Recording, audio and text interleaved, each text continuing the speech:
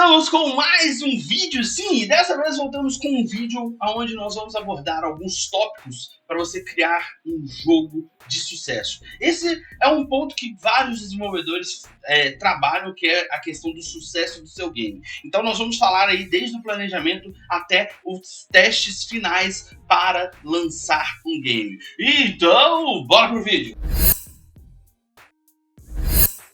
É isso aí, galera, voltamos com mais um vídeo e como eu falei, nós vamos abordar hoje 5 pontos essenciais para que o seu game dê certo. Então, nós vamos falar um pouco assim, mais superficial em relação a tudo que você vai precisar ali para começar, mas se você quiser que eu aprofunde um pouco mais em cada um desses temas, você deixa aí nos comentários. Mas a princípio, vamos começar com o planejamento. Sim, planejamento é a chave de tudo. Se você hoje quer ter resultado em algo, seja um jogo, seja um software, seja um aplicativo de celular, seja um YouTube, né, um vídeo, tudo depende de um bom planejamento.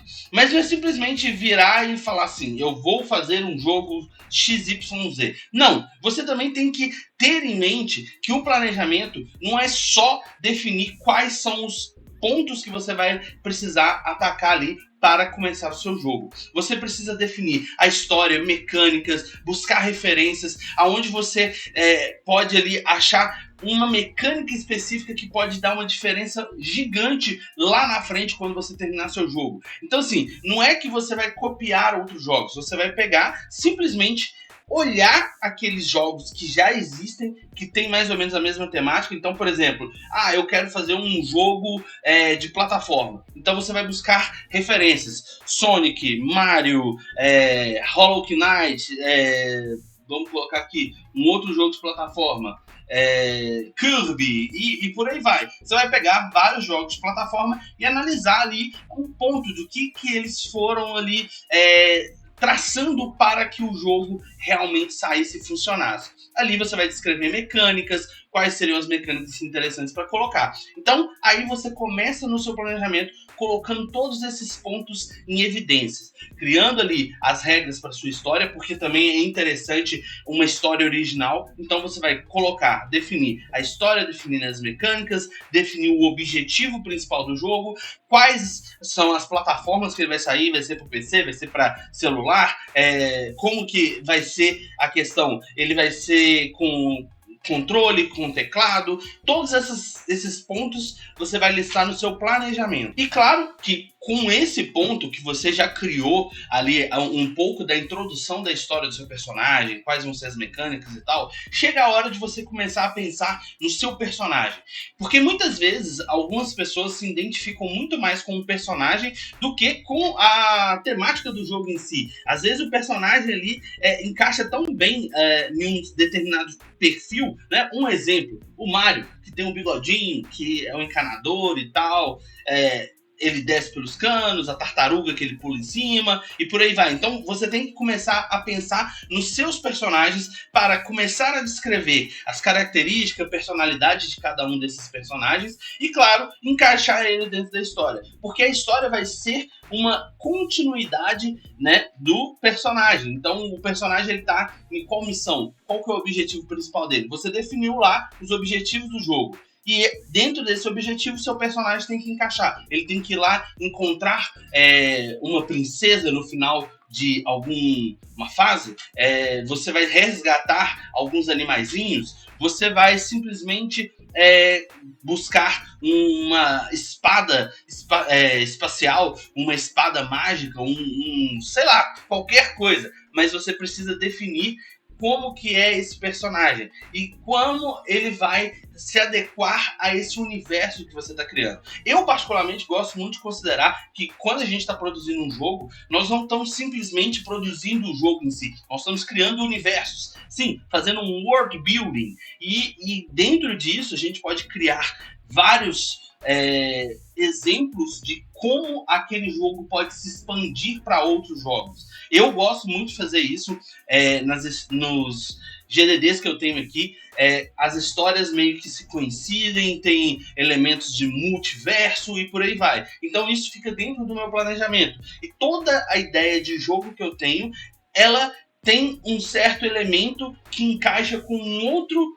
jogo que eu pensei. Por mais que eu não tenha vários jogos prontos, eu tenho essa questão de conectá-los para que eu faça um universo sólido. E assim as pessoas começam a identificar mais esse universo. Mas não fica só nisso, porque quando você cria um universo que realmente parece existir, o jogador começa a ter uma certa imersão. Mas para ele realmente ficar imerso dentro do jogo, você precisa pensar na jogabilidade, que é o nosso terceiro ponto. Sim, a jogabilidade é muito importante, porque é ela que vai definir se o jogo será ou não divertido para o jogador. Um exemplo, quantas vezes você já jogou Mario e curtiu jogar Mario e continuou jogando Mario simplesmente por ser o Mario? Mas ali tem elementos que fazem você gostar disso.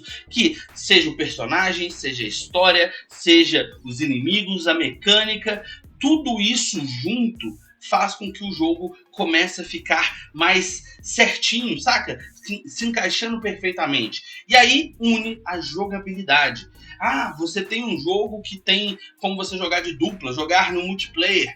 Isso vai transformando a forma com que o jogador joga o jogo. E isso acaba fazendo com que o seu jogo possa ter um certo ponto de sucesso ou também um certo ponto de fracasso. Porque depende muito de como que você vai colocar essa jogabilidade. E ela não pode ser fácil demais e nem difícil demais. Porque se ela for impossível do jogador conseguir chegar até o final do jogo, ele vai não querer mais jogar seu jogo. Mas se ela for fácil demais, isso aqui é fácil demais, também não vai querer jogar seu jogo. Então, as jogabilidades que você for desenvolvendo ali, as mecânicas, que ela, a cada fase você evolui um pouco aquela mecânica, para que no final o jogador pareça que ele está descobrindo os pontos do jogo sozinho, sem ajuda. Por mais que você tenha feito um tutorial em 3 fases passadas, é interessante você pensar nesse elemento quando você está criando o seu jogo. Porém, jogabilidade, história, mecânicas, planejamento, tudo isso vai funcionar bem. Porém, você precisa definir uma boa qualidade em relação à arte do seu game. Sim, este é o quarto ponto. Uma arte bonita vai fazer as pessoas quererem jogar seu jogo, mas uma mecânica fraca vai fazer eles desistirem de jogar seu jogo. Então você tem que dosar esses elementos de uma forma que fique perfeito. Então um bom layout, um bom desenvolvimento ali, criar os personagens, criar os elementos do cenário. Muitas vezes a gente olha assim e fala assim, pô, esse jogo aqui tá faltando alguma coisa. É por isso. É porque a pessoa que desenvolveu às vezes esqueceu de dar mais vida ao cenário, ao ambiente, porque isso também influencia. Já que você está criando um universo, o que aquilo ali poderia trazer para parecer que aquele universo, por mais que seja fictício, pareça real? Sim, existe esse elemento. É a mesma coisa que aí é o ponto que eu falo, a relação do world builder, onde que você consegue criar um universo de fantasia que pareça real, que faça com que as pessoas que estão lendo um livro de fantasia falem assim, nossa, seria legal se existisse. E aí, quando você começa a colocar determinados elementos, a pessoa começa a viajar naquela história e às vezes ela pode criar uma própria visão do mundo dela. Então, basicamente, seria a mesma coisa que você estaria fazendo. Porém, você estaria trazendo visualmente para a pessoa visualizar. Só que aí você tem que lembrar o seguinte, às vezes a gente tem a questão, não, eu vou fazer um jogo 3D, mas quantos jogos de sucesso eram em pixel art? Entendeu? Então não é só definir se vai ser em pixel art, em flat designer, em 3D, em 2D. Não, é definir toda a ambientação. E muitas vezes a gente não dá conta de fazer tudo sozinho. Então aí talvez seja um momento onde que a gente começa a trazer pessoas que possam agregar ao projeto inicial. E aí você vai criando esse ambiente, dando vida aos elementos que você colocou lá atrás na história, fazendo com que tudo se torne um pouco mais, vamos dizer assim, tangível, podemos colocar nesse ponto. E aí, aonde que começa a funcionar todos os elementos dos seus jogos. Porém, agora a gente vai para a quinta e última dica aí em relação a você construir um jogo, né? Um game designer do seu jogo. Porém, antes disso, quero lembrar para você de deixar o like, comentar aqui o que você quer ver aqui no canal sobre essa questão do universo de game designer, programação de jogos e tudo mais. Deixa aqui embaixo nos comentários e aproveita se você quiser tirar do papel o seu primeiro jogo. Tem uma oferta muito boa no primeiro link da descrição aqui. Dá uma conferida lá, onde você vai conseguir criar um jogo do zero, absoluto zero. É isso mesmo. Dá uma conferida aí e bora para a última dica. Não podia deixar de falar sobre isso.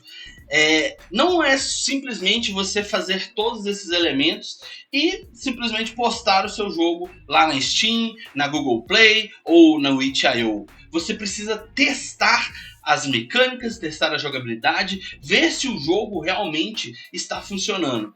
Muitas vezes, quando a gente está fazendo um processo de criação de um jogo, a gente começa primeiro com a ideia do protótipo, onde a gente cria um protótipo e valida se aquele protótipo vai ou não funcionar. E aí a gente começa a criar o jogo em cima do que a gente levantou. Mas quando você já está produzindo um jogo, você já tem uma história, você já levantou, já fez o benchmark ali, que seria o levantamento dos concorrentes, né? O que eles usam, quais as mecânicas e tudo mais. Você já está com o jogo pronto, você precisa testar e validar se aquilo ali está funcionando. E a melhor maneira de você fazer isso é participando de eventos, participando de game jams que apresentem algum jogo já pronto e algum evento específico, ou mandando para alguns amigos. Então você faz uma build do jogo e manda para algumas pessoas testarem. E aí você coleta os feedbacks para ver se realmente aquilo que você está desenvolvendo está funcionando. Mas não é só no final do processo. Eu acredito que ao longo desse processo seria interessante você passar por essa etapa de teste. Você testa, aí melhora, depois testa novamente. Porque os testes são extremamente importantes para ver se realmente tudo aquilo que você fez está ou não funcionando. Então, com esses 5 passos, você vai conseguir aí realmente começar a produzir o seu próprio game. Claro que a gente tem ali algo mais aprofundado em cada um desses tópicos. Como eu falei, às vezes a gente começa criando um protótipo, mas isso aí são algumas metodologias de como você começa o planejamento do seu jogo, como que surge uma ideia. Eu vou trazer mais vídeos sobre isso, porém, neste momento eu quero saber de você. O que você achou aí da ideia? Já começou a pensar em como que você vai começar a planejar o seu primeiro jogo? Deixa aqui embaixo nos comentários e nos vemos no próximo vídeo. Tchau!